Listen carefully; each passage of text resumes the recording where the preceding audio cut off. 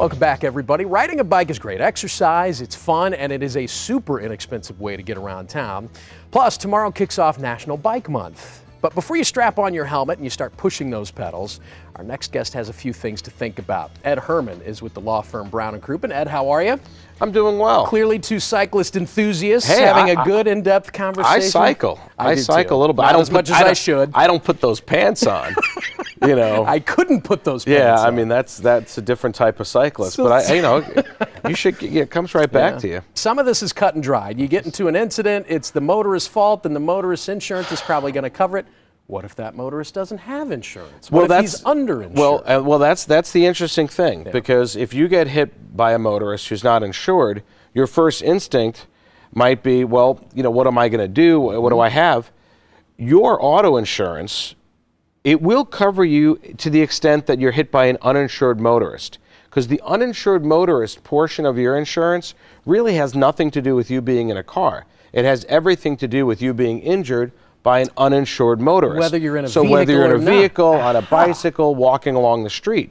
Now, if you're the one who causes the accident, you're the bicyclist, you caused the accident, don't look to your auto policy, because your auto policy is not going to do anything for you, because your auto policy covers you in motor vehicles. It does not cover you on a bicycle. Got it. However, because there's always a however. Of course. However, your homeowner's policy, or if you're a renter and you have renter's insurance, your renter's policy may very well provide coverage to pay a person that you maybe have injured. And that happens all the time. We've seen many cases where a bicyclist hits a pedestrian at a very high rate of speed, causes real problems there.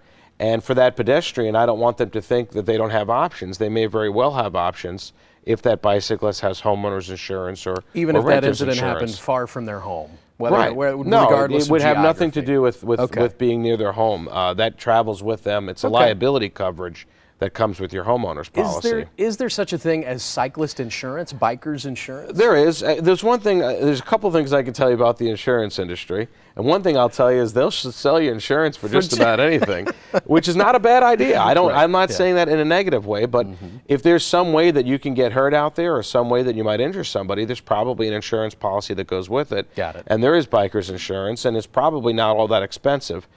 Because typically accidents that are caused by a bike don't usually cause a tremendous amount of loss. This is what we promised the viewers we would teach them. Tell us about the rules of the road for cyclists. And let's be honest. Can we have a moment of truth here? Please. Listen, we know that bicycles, you got to share the road with them.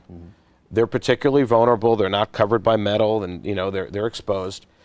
Bicyclists, you can't choose when you're going to follow the rules of the road and when you're not. Because bicyclists, and I'm friends with a lot of them, they're very quick to get angry when a car doesn't respect their place on the road.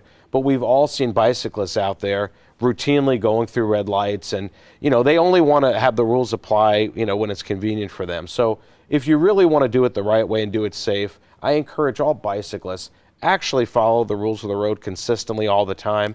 And make your presence known. Make it easy for cars to see you. Wear your helmet. Do everything you can to protect yourself.